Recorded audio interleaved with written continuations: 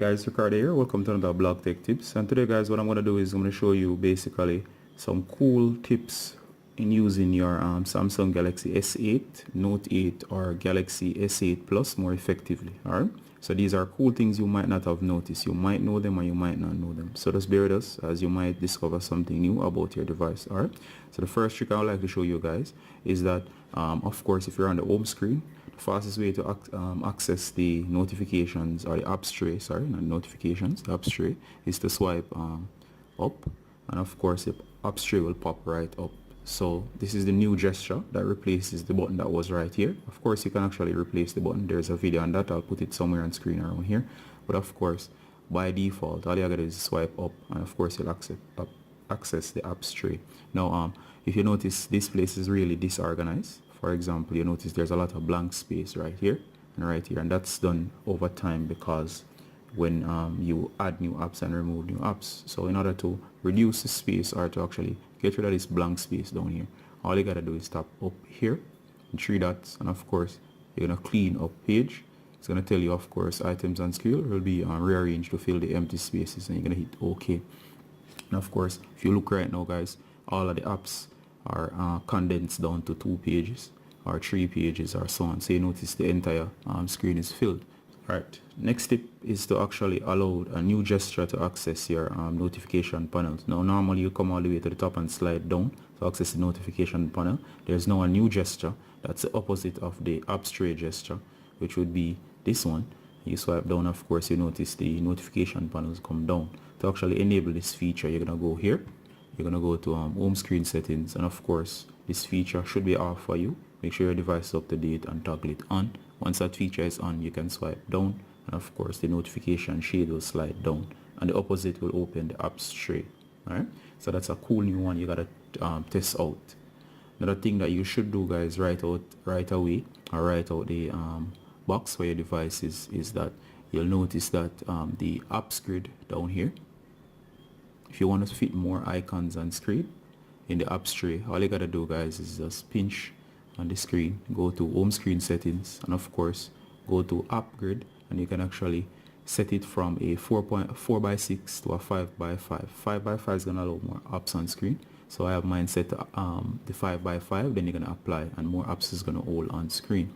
Likewise too for the apps tray or the apps grid, you can actually do the same thing. I use the 5x6. Select the 5x6, apply, and you'll have more apps on screen. Select the 4x6 and less apps will hold on screen, as you can see there. So to use up the screen real estate, use the 5x6 and apply. Alright, I've already done that. Okay, another thing you can do, guys, is for the notifications area. If you want to hold more apps on screen, you simply go to settings, and of course you see button order, button grid. You go to button grid, and of course again you can select the 3x3, the 4x3, or the 5x3. I select the 5x3, hit OK, and of course you'll have more apps on screen or less depending on what you want, right? Or rather more. So that's why I did mine like that. Another cool thing, guys, you can actually toggle on and off apps by just simply tapping them. For example, I could turn on Wi-Fi with a single toggle like that. But what most people don't realize, guys, is that you can actually hit the text itself and access the quick settings. So tap on the text, and of course you're taken to this area here that gives you more details. So as you can see here, you can actually see your networks and so on, and of course this works. And if you want even more, you can go to details, and of course you'll be in the full-blown settings. All right, so let me just go back a bit. Of course, again, I could do the same thing for any of these features up here, including location. I can tap location, there you go. You get more location, and you can go into details and so on for the direct setting. So that's something most people do not know. They can actually tap the settings to get a detail or a more refined setting. Another tip, guys, is instead of going into settings and going to apps and uninstalling an app. So for example, if I come in here, I could possibly uninstall an app there. Faster way to get to that setting, guys, on any app is to actually tap and hold.